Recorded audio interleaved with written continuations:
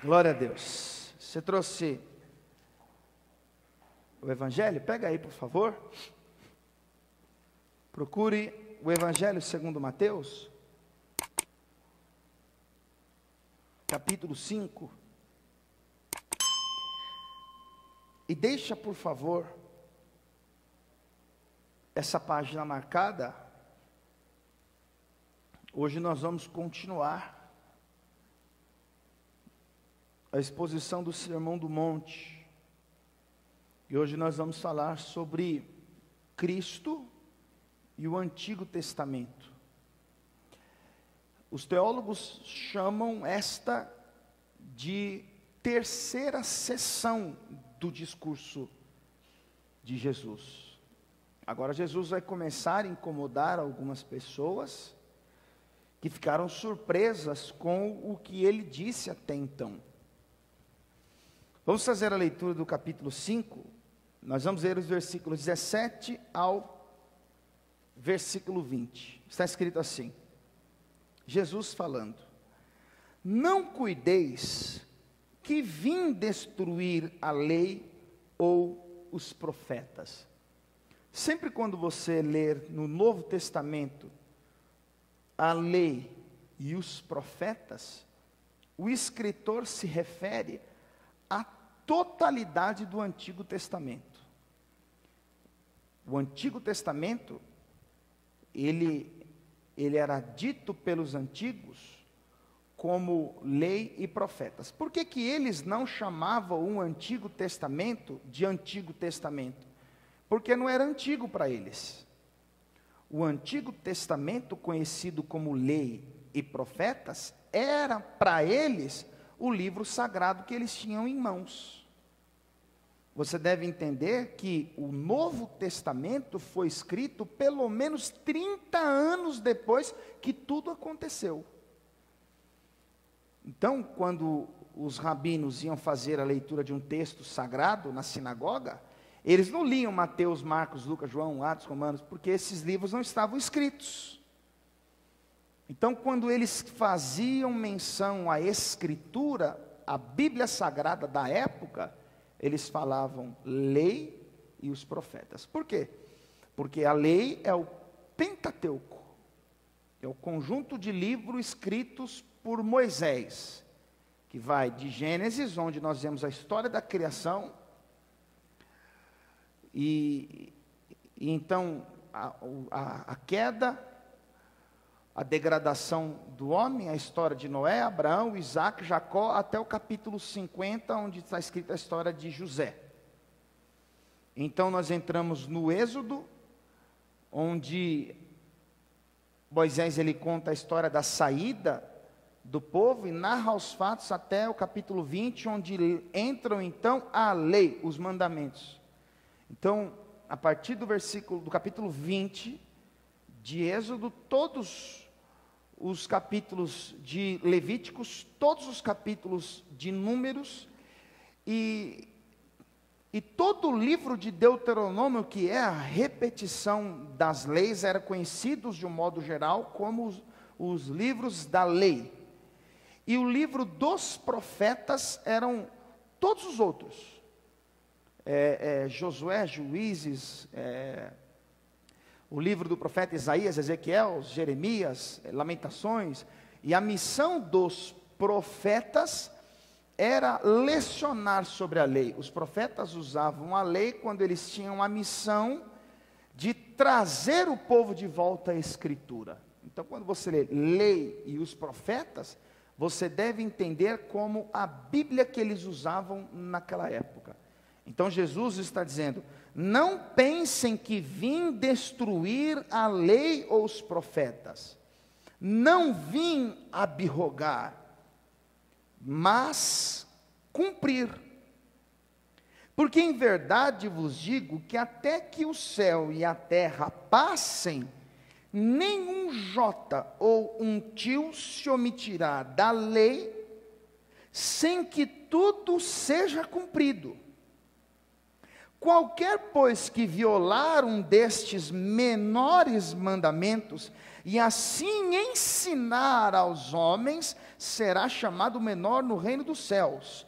Aquele, porém, que os cumprir e ensinar, será chamado grande no reino dos céus. Porque vos digo que se a vossa justiça não exceder a dos escribas e fariseus, de modo nenhum entrareis no reino dos céus. Perceba que agora Jesus, nesse discurso, ele começa a incomodar os homens que eram o exemplo da religiosidade judaica. Os homens que eram usados como modelo, que eram elogiados pelo povo. Jesus vai dizer: olha, se a vossa justiça é semelhante a deles, se vocês vivem como eles, então o reino não é para vocês. Curva sua cabeça, feche os olhos, por favor. Pai Santo, mais uma vez nós te agradecemos, Pai, pois o Senhor nos trouxe até aqui, nós estamos reunidos em Teu nome, cientes de que o Senhor se faz presente em nosso meio, e queremos agora que o Senhor fale conosco, Pai, que o Senhor abra o nosso entendimento, que esta palavra traga luz na nossa mente, porque nós temos estudado nesses últimos dias este precioso sermão, nós queremos compreender a Tua palavra, Senhor. Então que o Teu Espírito Santo conduza esta pregação do início ao fim, e que o Senhor cumpra todos os propósitos, Pai, que o Senhor tem a realizar através desta mensagem, Pai. Que assim seja feito, em nome de Jesus, amém, e graças a Deus. Senta um minutinho aí no seu lugar, por favor. Esta então é a terceira sessão do Sermão do Monte. Nós sabemos que o Sermão do Monte compreende os capítulos 5, 6 e 7 do Evangelho escrito por Mateus.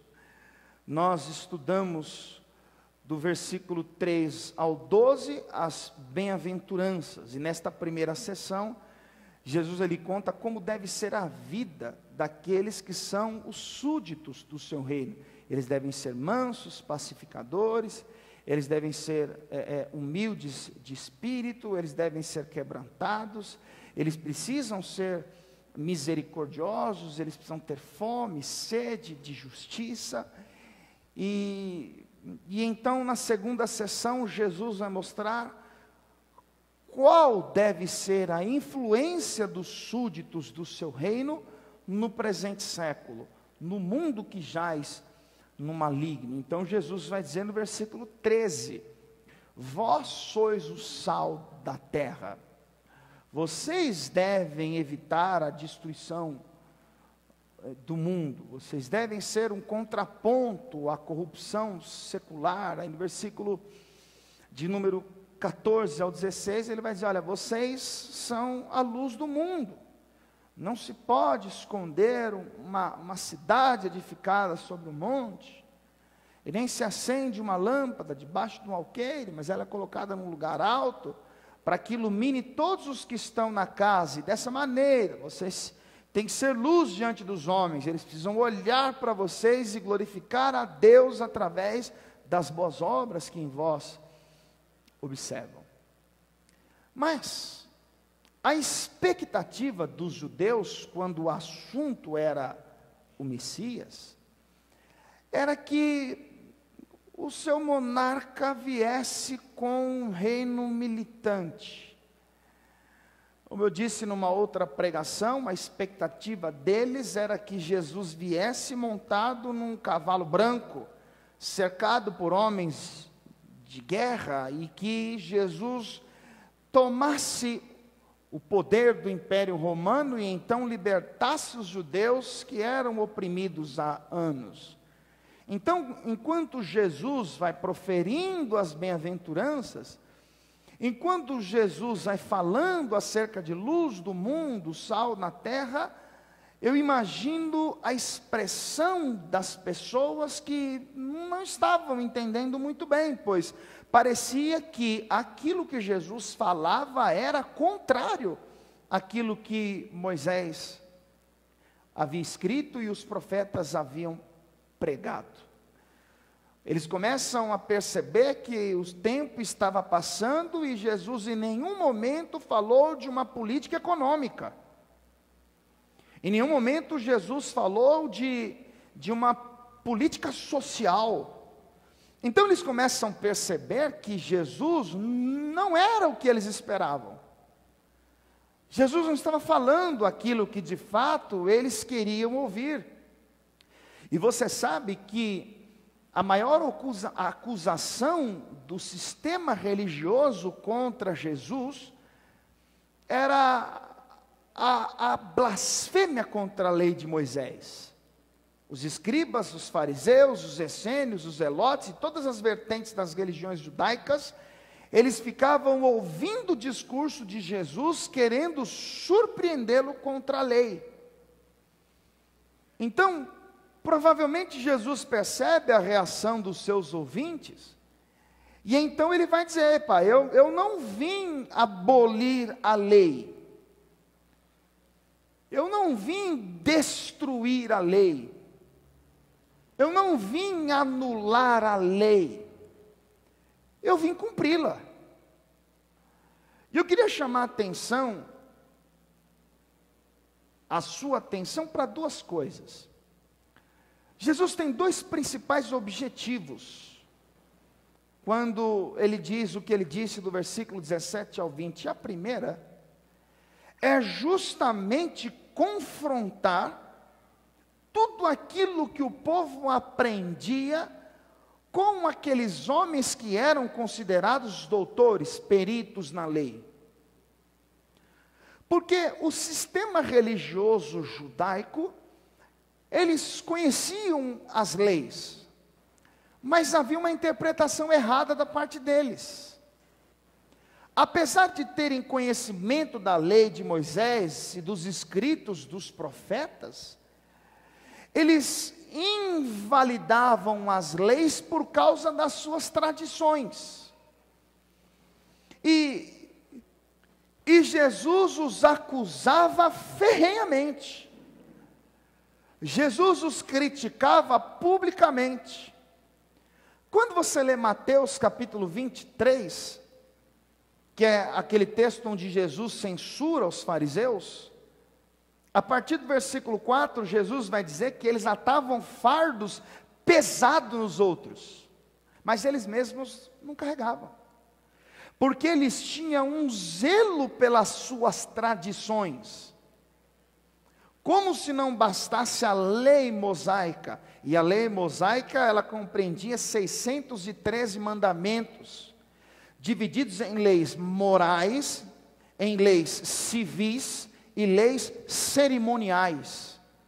Então eles pregavam a lei, mas eles exigiam o cumprimento das suas tradições. E Jesus chamava estes homens de hipócritas. Observe, capítulo 15 de Mateus, por favor. Evangelho segundo Mateus, capítulo 15. Só para ficar mais claro e mais fácil de entender. Eu quero que você entenda, você precisa entender isso aqui.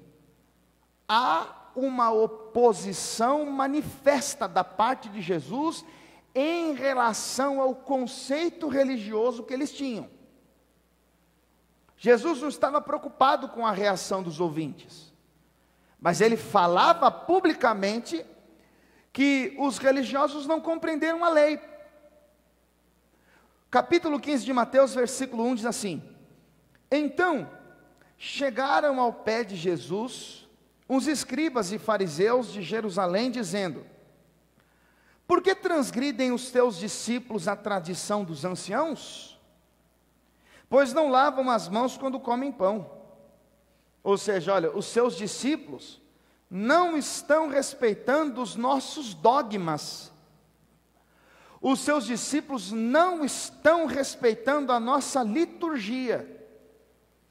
Os seus discípulos não estão em conformidade com as nossas regras, com o nosso estatuto, com as nossas leis. Perceba, eles não estão questionando Jesus acerca da violação da lei, mas da tradição que eles tinham. Por que transgridem os seus discípulos a nossa tradição, a tradição dos anciãos? Pois não lavam as mãos quando comem pão. Versículo 3. Jesus, porém, respondendo, disse-lhes: por que transgredis vós também o mandamento de Deus pela vossa tradição? Porque Deus ordenou, dizendo: honra teu pai e tua mãe. E quem maldisser ao pai ou à mãe, que morra de morte. Mas vós dizeis: qualquer que disser ao pai ou à mãe, é oferta ao Senhor, que poderias aproveitar de mim, este não precisa honrar nem a seu pai, nem a sua mãe, e assim invalidastes pela vossa tradição o mandamento de Deus. O que Jesus está querendo dizer a eles? Os seus costumes, os seus hábitos, os seus dogmas, as suas tradições, as regras que vocês criaram, vocês estão colocando acima do mandamento de Deus, acima da vontade de Deus. Aí olha o que Jesus vai dizer no versículo de número 7. Hipócritas, bem profetizou Isaías a vosso respeito, dizendo: este povo honra-me com os seus lábios, mas o seu coração está longe de mim, mas em vão me adora, ensinando doutrinas que são preceitos dos homens. Qual é a acusação que Jesus está fazendo? O que vocês estão ensinando, o que vocês estão exigindo, o que vocês estão cobrando o cumprimento das pessoas, não vem de Deus, é preceitos de homens, e assim vocês estão impedindo as pessoas de observarem a lei. Quem eram esses caras? Os caras da prateleira de cima da religião. E o que Jesus fazia com eles? Como é que Jesus reagia? Repreendia severamente. Jesus não deixava barato. Jesus criticava publicamente. Depois você lê Mateus capítulo 23. E se você olhar para o nosso contexto, se você olhar para a nossa geração, você vai identificar a mesma coisa. Porque tem muitas pessoas que ocultam o evangelho, escondem o evangelho e apresentam o seu pragmatismo, as suas normas, as suas regras, a sua maneira, que é o fruto da sua imaginação implantada na igreja a fim de ajudar o homem na caminhada com Deus. Então o evangelho está em oculto, as pessoas não conhecem. E entenda, quando você lê Filipenses 1:6, Paulo diz: eu fui posto para a defesa do evangelho. Quando você lê Gálatas 1:8, Paulo diz: se alguém pregar um evangelho diferente, esse evangelho é amaldiçoado. Quando você lê 1 Coríntios capítulo 11, versículo 13, Paulo escreveu assim: até importa que haja entre vós heresias, para que os que são da verdade se manifestem. E sabe por que eu estou dizendo isso? Porque Jesus confrontava a religião judaica, que lecionava e ensinava acerca da lei, mas tinha uma visão distorcida do livro sagrado. Aí uma pessoa chegou para mim e falou assim: porque eu não entendo, é igreja contra igreja, é um falando mal do outro. Pastor, eu não entendo, por que o senhor fala tanto disso? Irmão, a questão não é igreja contra igreja, a questão é a verdade contra a mentira. A questão é o evangelho contra um pragmatismo. A questão é o que Deus ensina, o que Jesus ensina, e o trabalho que é o resultado da imaginação do homem. Porque muita gente está presa nisso. Eles criam, eles constroem, e eles fisgam as pessoas, eles prendem as pessoas, que mordem a sua isca e se tornam escravas desse maldito sistema religioso. Onde é que está escrito que você tem que fazer uma campanha de 7 semanas para ser abençoado? Onde é que está escrito que que se você não seguir aquela cartilha, se você não seguir aquela regra, as coisas não vão acontecer. Aonde é que está o texto que Deus mandou escrever uma oração no papel? Isso é resultado da astúcia do homem, com a finalidade de prender as pessoas aos seus rituais. Olha o que Paulo escreveu na carta aos Colossenses, capítulo de número 2. Aí talvez você deve estar pensando assim: pastor, mas deixa quem faz fazer. Deixa as pessoas que faz continuar assim. Será que Jesus deixaria? Será que Jesus ficaria quieto? Ou você não parou para pensar que no meio daquele povo podia ter alguém que falasse assim: mas espera aí, Jesus, olha, eu sigo o que esses caras falam há um bom tempo e está dando certo. Olha, eu sou ensinado por esse mestre da lei há um bom tempo, e eu tenho sido abençoado. A questão não é essa. A questão é que a relação bem-sucedida do homem com Deus se dá através do evangelho que é ensinado, através daquilo que nós aprendemos com Cristo. Se tudo que nós temos visto nos dias atuais fosse de fato uma ordenança divina, estava escrito na Bíblia. Deus tinha mandado fazer. Olha o que Paulo escreveu na carta aos Colossenses, capítulo 2, para você entender melhor. Colossenses, capítulo de número 2. Eu quero ler com você a partir do versículo 6.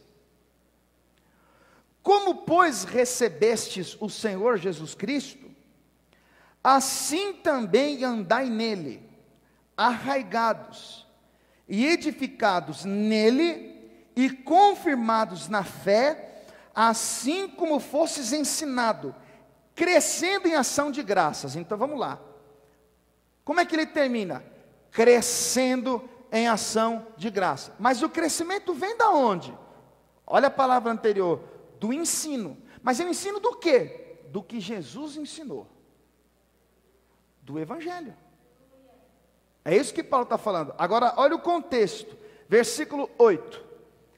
Tende cuidado para que ninguém vos faça presa sua, para que ninguém vos prenda, para que ninguém os amarre, para que ninguém não te manipule, controle a sua fé, governe as suas emoções, coloque medo em você. Se você não trouxer o dízimo, o devorador vai lá, vai acabar com tudo. Tendo cuidado, tomem cuidado para que ninguém vos faça por presa sua. Mas como? Por meio de filosofias e vãs sutilezas, segundo a tradição dos homens, segundo os rudimentos do mundo, e não segundo Cristo. Então, o que Paulo está ensinando aos colossenses, era que eles deveriam aprender a servir a Cristo, a crescer na graça, de acordo com aquilo que eles aprendiam através do Evangelho. E você, meu irmão, você tem que ser esperto. Se amanhã ou depois o pastor Rodrigo, que é o pastor, pela misericórdia de Deus nesse rebanho, aparecer com uma ideia mirabolante: Deus me deu um sonho, Deus me deu uma visão, e a estratégia é essa, nós vamos fazer assim, assim, assim, assim. Tem respaldo bíblico? Não, não acredite, porque tem tudo para dar errado. Então, a relação de Jesus Cristo com os religiosos da época era uma oposição. Então eles faziam de tudo para tentar evidenciar que Jesus estava contra a Escritura. O que Jesus ensinava parecia que ele estava falando contra a lei de Moisés, contra os profetas, contra a Bíblia que eles tinham na época. Mas na verdade, a convicção dos religiosos estavam equivocadas. Por isso que as pessoas dizem assim: não, parece que está falando mal da igreja, parece que está criticando denominação A, B ou C. Na verdade não. A verdade é que o evangelho puro ensinado por Jesus é um. E o que as pessoas estão fazendo por aí é, ao invés de promover o evangelho, com a finalidade de expandir o reino, as pessoas estão se promovendo às custas do evangelho. E você acha que Jesus age como? Acha que Jesus vai dizer, não, o importante é fazer a obra, com Deus não é assim. Então, Jesus ele vai censurar os religiosos e primeiro, ele quer manifestar a sua oposição ao sistema religioso que compreendia a lei de uma maneira equivocada, onde os homens faziam prolongadas orações a fim de serem elogiados pelos homens. Eles oravam nas praças, procuravam ocupar as primeiras cadeiras na sinagoga, porque eles queriam estar em evidência, eles queriam aplausos, eles queriam ser honrados, aparecerem. Então Jesus manifesta a oposição contra eles. E uma segunda observação em relação ao propósito de Jesus, ao dizer, o que nós lemos do versículo 17 ao 20, é que o seu evangelho, o seu reino, o seu sistema de governo, está totalmente em harmonia com o Antigo Testamento. Por isso que Jesus vai dizer, eu não vim abolir a lei, eu vim cumprir. Eu não vim refutar o que Moisés falou, eu não vim confrontar o que os profetas disseram, ao contrário, eu vim cumprir tudo isso. E Jesus diz isso para preparar os seus ouvintes acerca daquilo que viria logo em seguida. Porque os assuntos que Jesus vai tratar a partir do versículo 21 são terríveis. Porque ele vai tratar da ira do homem, ele vai tratar do adultério, ele vai falar do divórcio, ele vai falar de julgar ao próximo. Então ele está dizendo a quem? Aos judeus. Tudo que eu vou falar a partir daqui está em absoluta harmonia com a Bíblia que vocês têm em mãos. Eu não estou falando nada contra Moisés, eu não estou falando nada contra os profetas, ao contrário, eu vim para cumprir tudo que está escrito. E aí você deve se lembrar que na mensagem introdutória do Sermão do Monte, eu citei a profecia de Deuteronômio capítulo 18, onde Deus disse, eu enviarei no meio de vós um profeta, e é eles que você deve ouvir. Eu citei Mateus 17, quando o monte da transfiguração, aparecem Moisés e Elias, Jesus fica com vestes resplandecentes, de repente somem Moisés e Elias, e então ouve-se uma voz do céu dizendo, esse é o meu filho amado em quem me comprazo, a ele vocês devem ouvir. Então Jesus ele vem, assume ser o Messias, e então nesta sessão do Sermão do Monte, ele vai dizer que ele não veio para agir contra a lei mosaica, e nem contra o livro dos profetas, ao contrário, ele veio para cumprir. Como assim? O Antigo Testamento é uma sombra, Cristo é a realidade. O Antigo Testamento é um livro de promessas, Jesus é o cumprimento deles. E quando você começa a analisar os escritos dos profetas, você vai perceber que de fato, Jesus cumpre à risca tudo aquilo que dele estava escrito nos livros de Moisés e dos profetas. Quando você lê, por exemplo, o livro do profeta Miqueias, vá comigo até Miqueias capítulo 5. Miqueias é um livro pequenininho, então se você achar Ezequiel, Daniel, Oséias, Joel, Amós, Obadias, Jonas, Miqueias. Miqueias está depois de Jonas. Capítulo 5, nós vamos fazer a leitura de uma profecia feita 710 anos antes do seu cumprimento. Jesus disse que ele não veio para abolir a lei e os profetas, ele veio para cumprir. Então vamos analisar o que os profetas falavam acerca dele e o seu cumprimento séculos depois. Miqueias capítulo 5, versículo 2. está escrito assim: e tu, Belém Efrata, posto que pequena entre milhares de Judá, de ti me sairá o que será Senhor em Israel, e cujas origens são desde os tempos antigos, desde os dias da eternidade. Ou seja, 710 anos antes, Deus está usando a vida de Miqueias para dizer que de Belém nasceria aquele que seria o Messias prometido por Deus, o profeta que o povo deveria ouvir, aquele que era desde os tempos antigos, desde os dias da eternidade, aquele que João escreve: o verbo estava com Deus, o verbo era Deus, todas as coisas foram feitas por ele, e sem ele nada do que foi feito se fez. Então esta é uma profecia messiânica. Agora vamos avançar 710 anos na história. Mateus capítulo 2, procura aí por favor. O cumprimento disso tudo. Mateus capítulo 2, o rei Herodes está perturbado, porque ele ouviu um zum zum zum, que havia nascido um menino que poderia ser o Messias aguardado. Então, ele manda os magos ir ao encontro deste menino, mas ele quer saber o que as profecias dizem a respeito do nascimento do menino.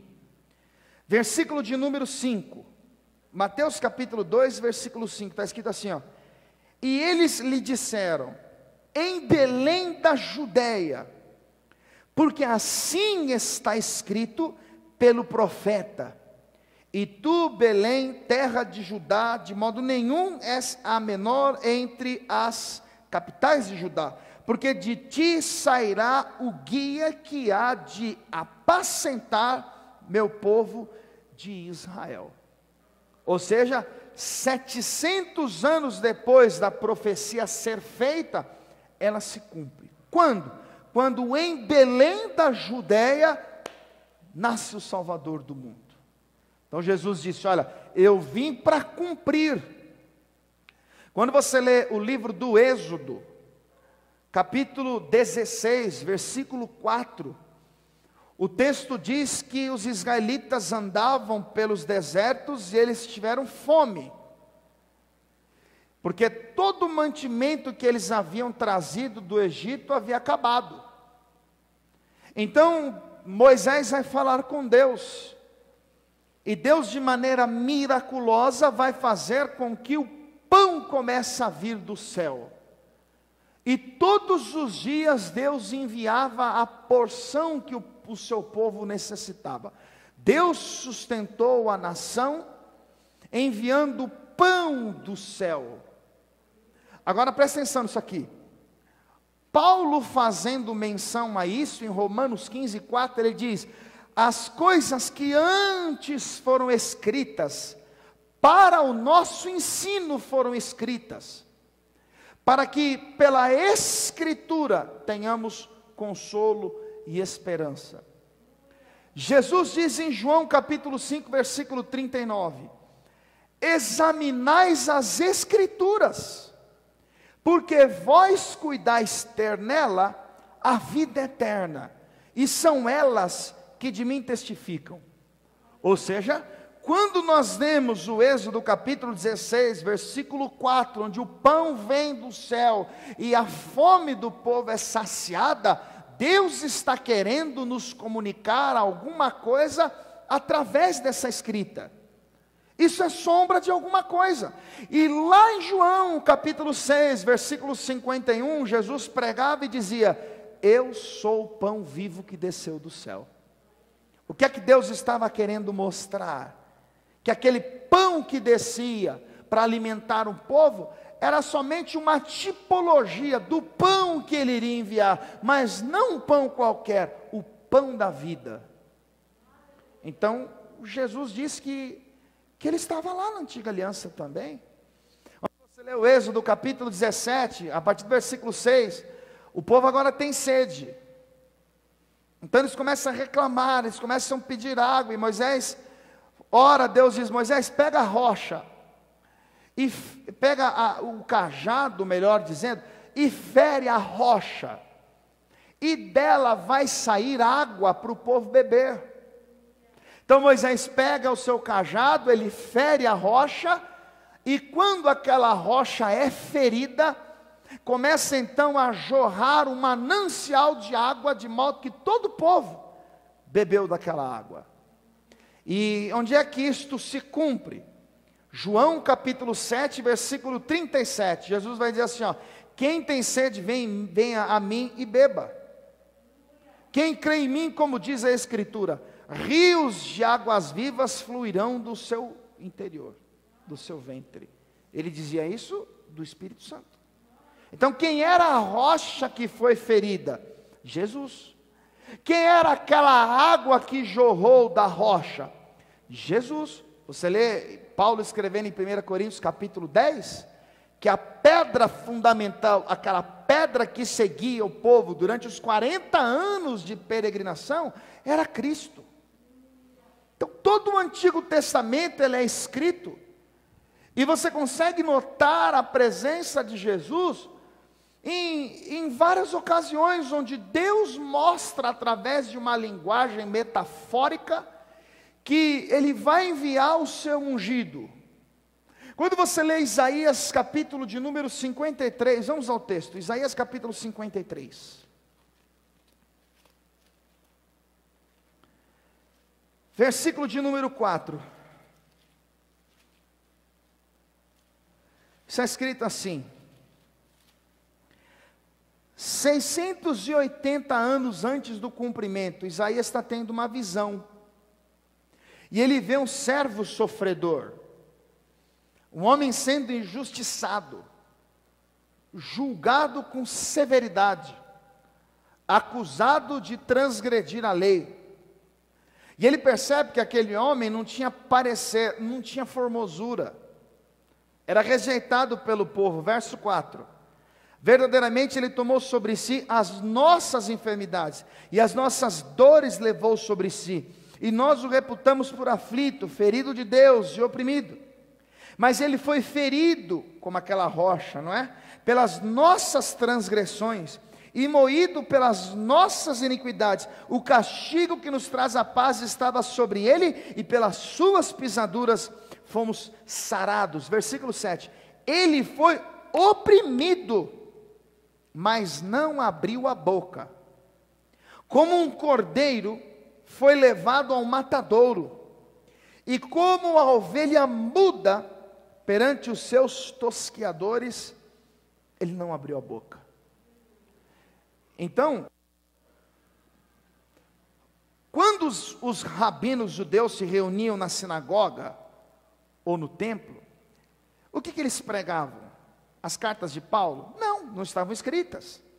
O Evangelho segundo Mateus, Marcos, Lucas, João? Não, porque não estavam escritos. O que eles pregavam? Êxodo 16, 4.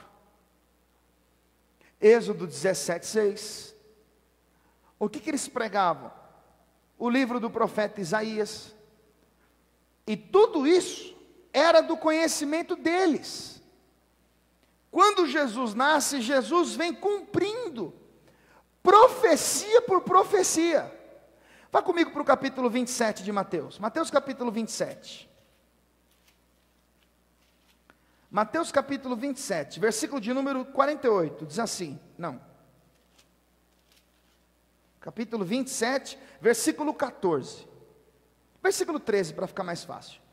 Disse-lhe então Pilatos: não ouves quanto testificam contra ti? Estão falando mal de você, estão te acusando, dizendo que tu és perturbador de Israel, que tu transgrediu a lei, que o Senhor tem falado bobagem, que o Senhor tem confrontado a lei de Moisés, e você não está ouvindo? E olha o versículo 14: e nenhuma palavra lhe respondeu, de sorte que o governador estava muito maravilhado. Por que ele não respondeu nenhuma palavra?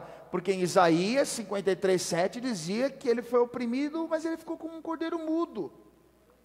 Ele não falou nada. Então em Mateus 27:14, ele cumpre esta profecia. E eu estou querendo mostrar para você que tudo que Jesus viveu em 3 anos e alguns meses de ministério terreno, foi exatamente o que havia sido profetizado a seu respeito. Ele veio para cumprir tudo que for escrito. Ele é julgado, condenado, morto. Ele ressuscita ao 3º dia, e ele percebe que as pessoas custaram a acreditar na sua ressurreição. O Lucas narra no capítulo 24 que 2 homens iam em direção a uma aldeia em Emaús, e eles conversaram entre si acerca daquela tragédia que havia acontecido 3 dias antes. E aí Jesus, ressurreto, aparece entre eles e pergunta: o que vocês estavam conversando no caminho? E aí estes 2 homens, sem reconhecer que era Jesus, vão dizer: ué, mas o Senhor por acaso é peregrino, forasteiro? Não sabe o que aconteceu nos últimos dias? O que fizeram com Jesus, o Nazareno? Ele era a nossa esperança. Lucas capítulo 24. Lucas capítulo 24, versículo de número 19. Está escrito assim: e ele lhes perguntou: quais? E eles disseram: as que dizem a respeito a Jesus, o Nazareno, que foi um profeta poderoso em obras e palavras diante de Deus e de todo o povo, e como os principais dos sacerdotes e os nossos príncipes o entregaram à condenação de morte e o crucificaram, e nós esperávamos que fosse ele o que remisse Israel. Mas agora, contudo, é hoje o 3º dia desde que essas coisas aconteceram. Então, estes homens que estão indo na aldeia, em direção à aldeia de Emaús, eles acreditavam em Jesus, eles creram em Jesus, eles andaram com Jesus, Jesus morreu. E eles ficaram desesperançosos, frustrados. Já é o 3º dia que essas coisas aconteceram. Ele era a nossa esperança. E aí Jesus, então, Jesus vai dizer a eles: olha, como vocês são devagar para entender as coisas. Como vocês demoram para raciocinar. Versículo de número 25. E Jesus lhe disse: ó nécios e tardos de coração para crer tudo que os profetas disseram. Tudo que os profetas disseram. Que profetas? Moisés, Miqueias. Que profetas? Isaías, Jeremias, Ezequiel. O que Jesus está dizendo? Como vocês demoram para entender a Bíblia que vocês têm? O que os profetas escreveram? Aí, olha como Jesus vai explicar acerca de si mesmo. Versículo 27. E começando por Moisés e por todos os profetas, explicava-lhes o que dele se achava em todas as Escrituras. Como é que Jesus vai explicar tudo o que aconteceu naqueles 3 dias daquele fim de semana? Ele vai pegar o livro de Moisés, ele vai pegar os livros dos profetas e vai dizer: está vendo? Não vem a comida do céu, sou eu. Não saiu a água da rocha, sou eu. Ele começa a explicar o que é que estava escrito ao seu respeito. Olha o versículo de número 44. E disse-lhes: são estas as palavras que vos disse, estando ainda convosco. Convinha que se cumprisse tudo que de mim estava escrito na lei de Moisés e nos profetas e nos salmos. Então abriu-lhes o entendimento para compreenderem as Escrituras. Por que Jesus faz questão de dizer aos seus ouvintes o sermão da montanha e usar os escribas e fariseus como referência? Porque eles ficaram o tempo todo tentando colocar Jesus contra a Bíblia. Eles ficavam o tempo todo tentando colocar Jesus contra aquilo que estava escrito. Então Jesus, ele se sente na necessidade de dizer: eu não vim abolir os escritos. Ao contrário, eu vim cumprir. Os escritos são sombras, eu sou a realidade. Os escritos são promessas, eu sou o cumprimento. Os escritos eram só um modelo, mas tudo está se cumprindo através de mim nessa terra. Ele estava em Nazaré, ele recebe do ministro o livro do profeta Isaías, ele lê a profecia do capítulo 61, ele enrola o rolo, devolve ao ministro e diz: hoje se cumpriu essa escritura diante dos nossos ouvidos. Então Jesus passou 3 anos e meio do seu ministério, afirmando ser o cumprimento do livro que os profetas escreveram, mas também da lei, porque ele fala que ele não veio abolir a lei. E entenda, os religiosos da época, eles entendiam a lei como um meio de salvação, mas a finalidade da lei não é salvar. Ninguém é salvo pelas obras da lei. O propósito da lei não é promover ou propor a redenção. Ao contrário, o propósito da lei é nos mostrar o quanto esta redenção se faz necessária. Porque quando eu olho para a lei, eu entendo que nela está revelada a vontade de Deus. E quando eu olho para mim, eu percebo que pelas obras da lei eu sou condenado. Porque eu não cumpro a lei, porque nós não cumprimos a lei. Então Jesus vem para dizer: eu vim para cumprir a lei, eu vim para fazer o que ninguém fez. Ninguém conseguiu cumprir a lei, por isso que todos pecaram e destituídos estão da glória de Deus. Todo homem tem uma condenação sobre si, por quê? Por causa das obras da lei. Então Cristo vem, mas Ele vem para quê? Para cumprir a lei, para fazer o que ninguém pôde fazer. Olha o que Paulo escreveu na carta aos Romanos. Procurem, carta de Paulo aos Romanos, capítulo de número 3, para você entender melhor.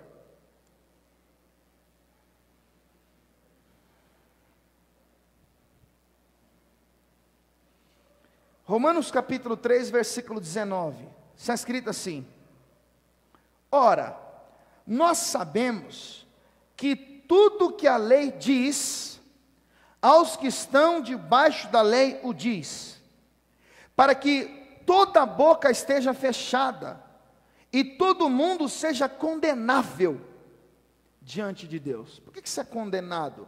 Por causa da lei. Por quê? Porque a lei diz não matarás, e a gente mata. Porque a lei diz não cobiçarás, e a gente cobiça. Então, a lei não nos promove salvação, ao contrário, a lei nos condena. A lei é uma sentença para que todo homem seja condenável diante de Deus. Versículo 20: por isso, nenhuma carne será justificada diante dele pelas obras da lei, porque pela lei vem o conhecimento do pecado. Ou seja, por que nós sabemos que matar é errado? Porque a lei diz não matarás. Tiago 2,10 diz: qualquer que guardar toda a lei e tropeçar num ponto, tornou-se culpado de todos os outros. Então a ideia de Jesus é mostrar que ninguém é salvo pelas suas próprias obras. A lei nos revela o quão falhos somos diante de Deus. E pecadores como somos, então a lei nos aponta para onde? Para Cristo. Porque como pecadores condenados, nós precisamos do quê? De um Redentor, de um Salvador. Por isso que no versículo de número 21 está escrito assim: mas agora se manifestou sem a lei a justiça de Deus, tendo o testemunho da lei e dos profetas, isto é, a justiça de Deus pela fé em Jesus Cristo, para todos e sobre todos os que creem, porque não há diferença, porque todos pecaram e destituídos estão da glória de Deus, sendo justificados gratuitamente pela sua graça, pela redenção que há em Cristo Jesus. Ou seja, a lei me condena, a lei me reputa como injusto, Mas aí vem Cristo, e Ele cumpre a lei para me justificar. O meu relacionamento com Deus não tem como base a lei. O meu relacionamento com Deus tem como base Cristo, Jesus, porque Ele cumpriu a lei, Ele é o caminho, Ele é a verdade e Ele é a vida. Agora entenda, quando Cristo cumpriu a lei, e eu, como homem que crê no seu sacrifício, na sua redenção, na sua obra expiatória, eu pela fé no Filho de Deus, quando eu creio na obra redentora de Jesus, então eu também cumpri a lei. Olha o que Paulo escreveu aos Romanos, agora no capítulo 8. Isso é escrito assim, versículo de número 1. Portanto agora nenhuma condenação há para os que estão em Cristo Jesus, que não andam segundo a carne, mas segundo o Espírito. Porque a lei do Espírito de vida em Cristo Jesus me livrou da lei do pecado e da morte.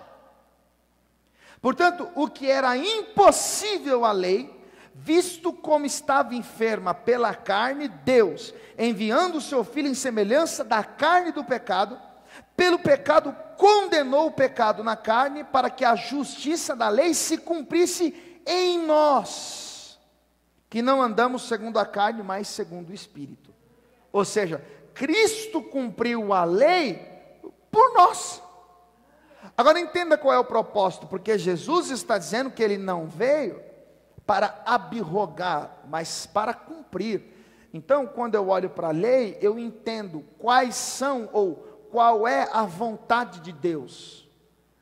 Deus revelou a Moisés os seus princípios morais. Lembra que eu falei para você que existem, dentro do conjunto de 613 mandamentos que compunham a Constituição judaica, haviam as leis morais, as leis civis e as leis cerimoniais. As leis morais, o relacionamento do homem consigo mesmo. Eu sei que eu não devo roubar, eu não devo matar, eu não devo adulterar. As leis civis, o meu relacionamento com o próximo, como eu devo me comportar em relação a fazer o bem, em relação a fazer o mal. Agora entenda, as leis civis, judiciais, foram abolidas. Por que foram abolidas? Porque o relacionamento de Deus com o povo na terra deixou de ser exclusivo da nação de Israel, e passou a ser com a sua igreja, que compreende vários povos em várias nações. Por isso que 1 Pedro capítulo 2, versículo de número 9 e 10, ele fala de uma geração eleita, de um sacerdócio real, de um povo adquirido. Então a relação entre Deus e o homem não se limita à nação de Israel, mas o povo escolhido de Deus espalhado em todo o mundo. As leis cerimoniais compreendem o quê?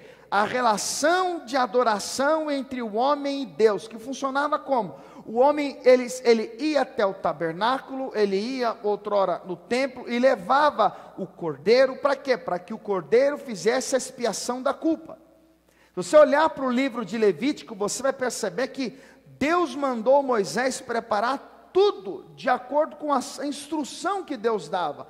Então existia a bacia para purificação, existia o altar, existia o próprio cordeiro, a farinha, o sal, e todos estes elementos que eram utilizados nesse gesto de adoração, nessa lei cerimonial, todos os elementos que faziam parte da composição do culto judaico, se cumpriram em Jesus. Jesus é o altar, Jesus é o cordeiro, Jesus é o tabernáculo.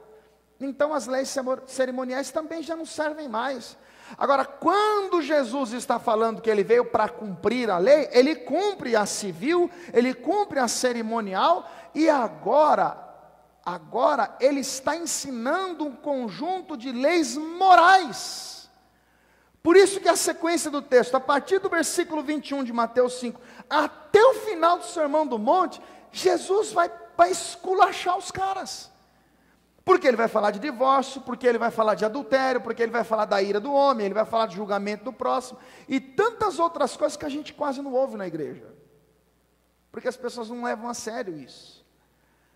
Então a ideia de Jesus é mostrar para os seus ouvintes que, primeiro, ele não concorda com a tradição de homens que são instituídas, criadas com a finalidade de ajudar no processo de santificação. Não. Paulo diz em 1 Timóteo capítulo 4, se não me falha a memória, versículo 6, por aí, que pela oração e pela palavra o homem é santificado. Ele reprova aquele sistema religioso.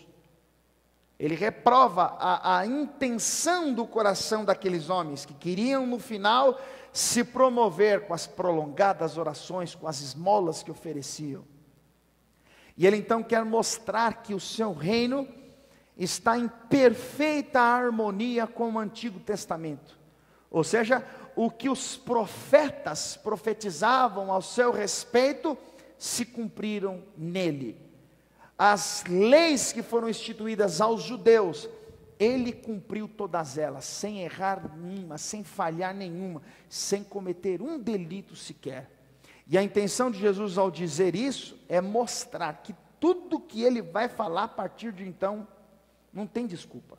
Porque eles poderiam dizer, não, esse cara está louco, como é que ele fala um negócio desse? Fazia parte da lei moral. Não, mas como é que ele fala que... E aí você deve entender uma coisa importante. Quando nós olhamos para a lei, vamos aqui voltar aqui para o capítulo 5, só para você entender um pouco melhor a gravidade do negócio. Capítulo 5, versículo 21,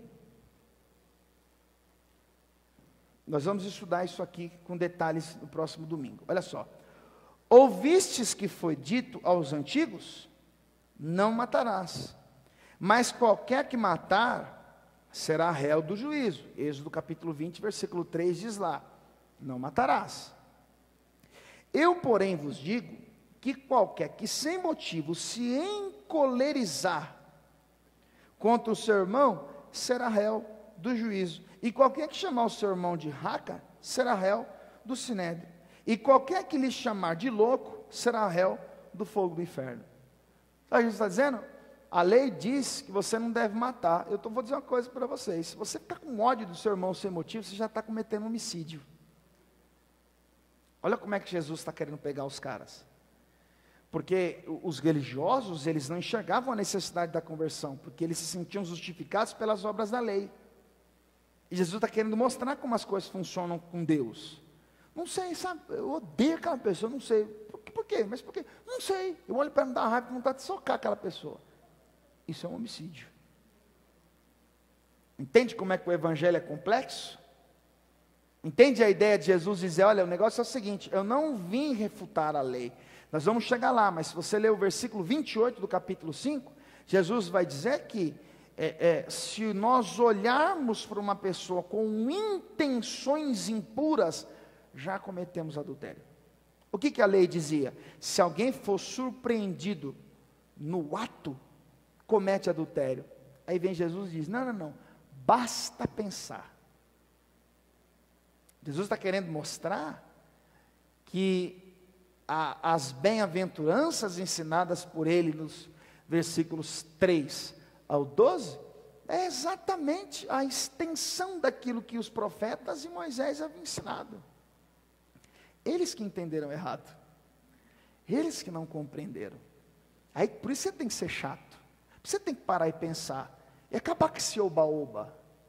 Esse negócio do cara ler o texto e encher o coração das pessoas de ilusões, de falsas promessas. O evangelho é isso aqui. Vamos ficar todos de pé, por favor.